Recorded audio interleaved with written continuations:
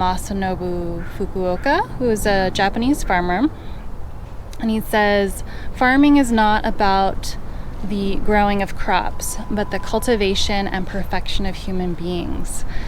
That quote really resonated with me this year as I've been really tapping into my roots, my ancestry, and learning more about my true self and healing from many generations of trauma, and understanding that I am part of the ecosystem and not an owner of the ecosystem.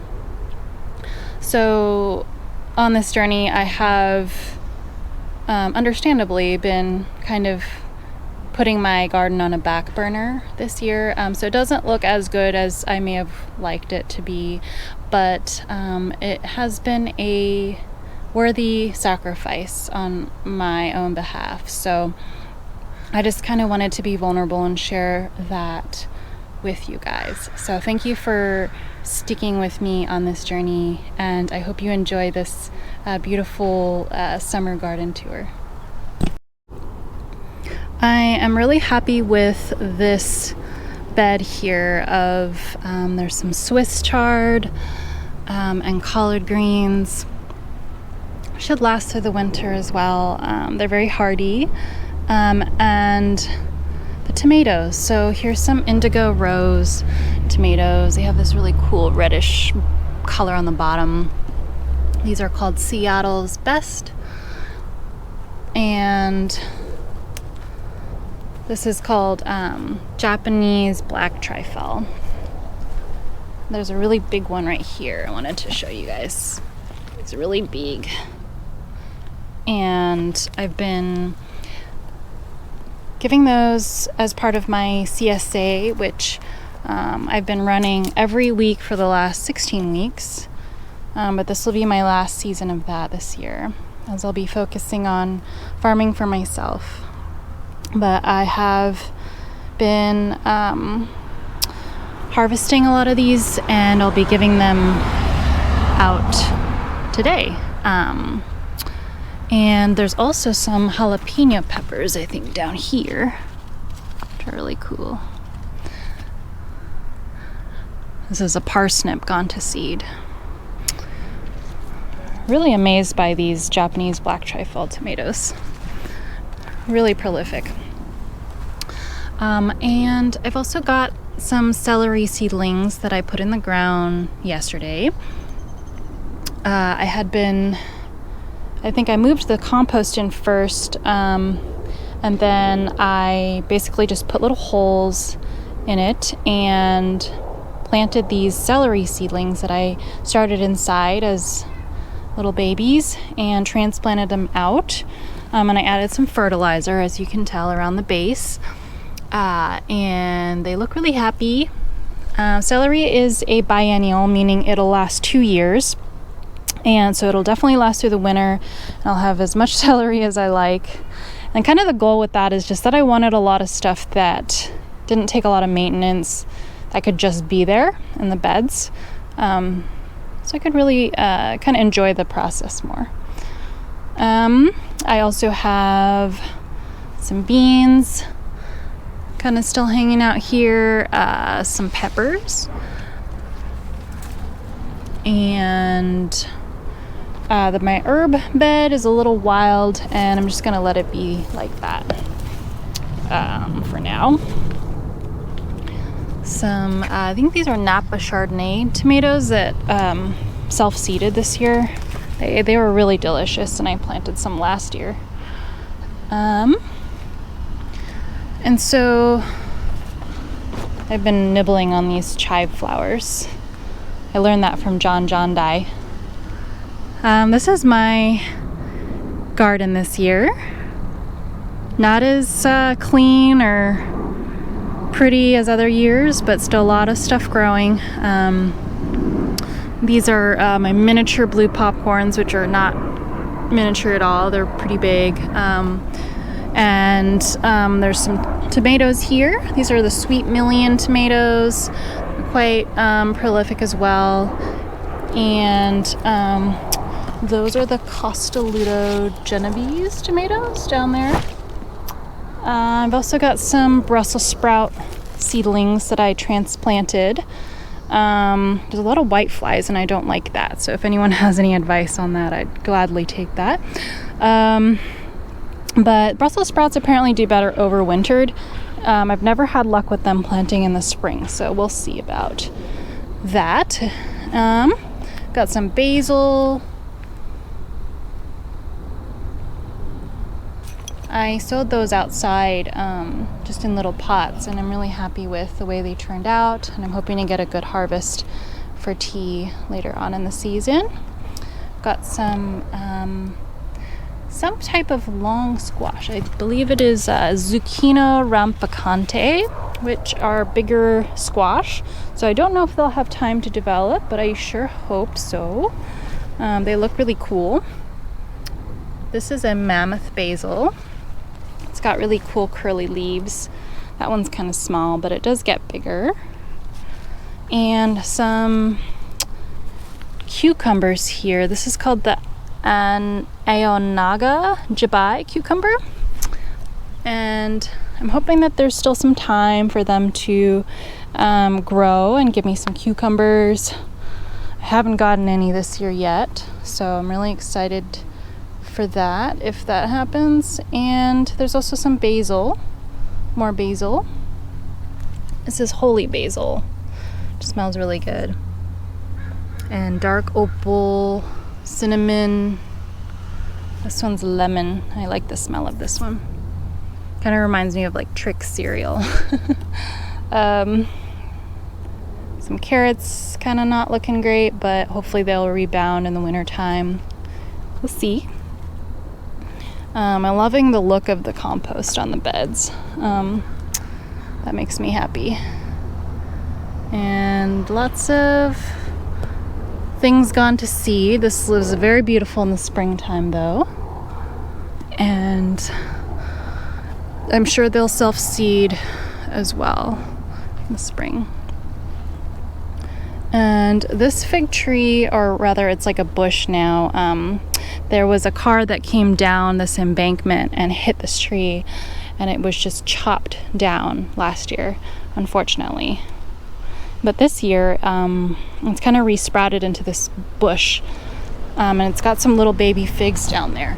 So it's definitely making a recovery, which is exciting because this is a really delicious Italian honey fig, which I've made jam with before.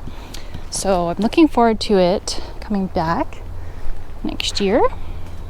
I've got a variety of currants, an apple tree. I see a big apple over there.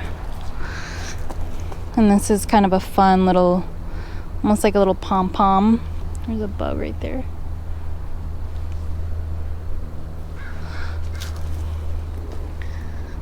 And lots of things growing on this slope. This is a lemon cypress. It smells really good. It's very citrusy. And I love how things that are even, I guess, native plants do the best here, but non-native plants, if you give them a chance, they can do well. This one is the chocolate berry, or it might be called Himalayan honeysuckle too, I'm not sure, but this one is doing really well. Most of the plants that I've gotten at plant swaps have been doing pretty well here, even though they're not native, but I try to make sure they have the right sun and shade requirements and keep them watered in that first year. So overall, things are doing really good. And this is August here in Zone 8B, so it is almost fall. So this is a very late summer garden tour. I wanted to show you guys this grapevine. So my mom actually helped me make this trellis, and since then there's been so many grapes on it.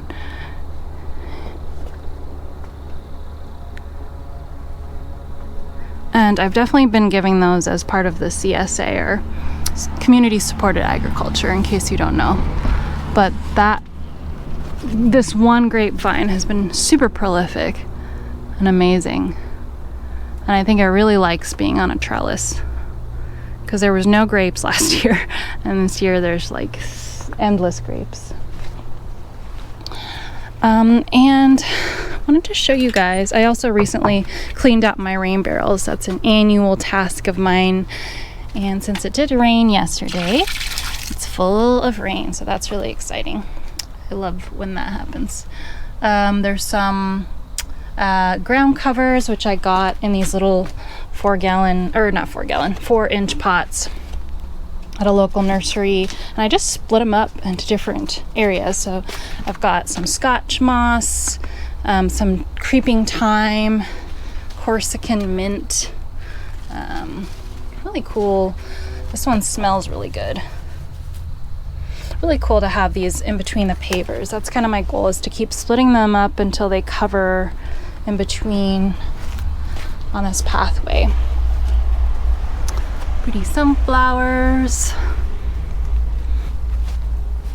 And this is the backyard garden. Got lovely sage, purple sage. Some strawberry ground covers, which are looking pretty good. There's a random pokeweed here. That's what I ID'd it as, and it's got really cool colors. I think it's like a weed, but I like how it looks, and as long as it doesn't get too big and push over my greenhouse, then I think I'll let it stay for now. Not really sure.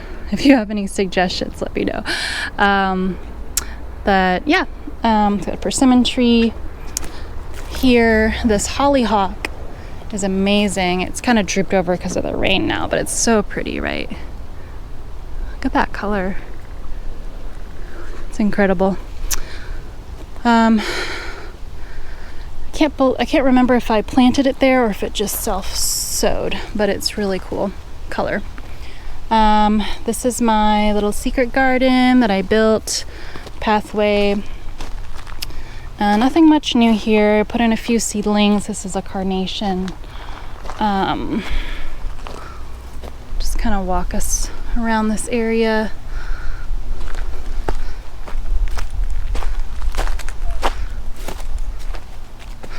This half of the backyard has actually filled in a lot, because I've put in a lot of plants here over the course of the year, including little baby seedlings like this Salpiglossis, and also this dogwood tree has been here. But I noticed the oak leaf hydrangea has kind of divided itself or gotten bigger, so that's exciting. I've actually noticed it growing in other areas as big shrubs, so I hope that kind of keeps multiplying, because it's such a pretty plant. And I definitely need to fill in this space so that it kind of self-mulches and I don't have to keep coming up and mulching it with wood chips, which is a pain in the ass if you're going up a slope like this. So there's some green tea here. This is a lovely green tea plant, looking really healthy. Enjoying the shade. This is the lungwort. Thank you to whoever swapped that for me. This is an Indian plum. And some other shade plants, azalea, Korean lilac, lots of little stone crops as usual. I think that's a hazelnut tree. I'm not sure how big that's gonna get, but I planted that there. Some cool conifer.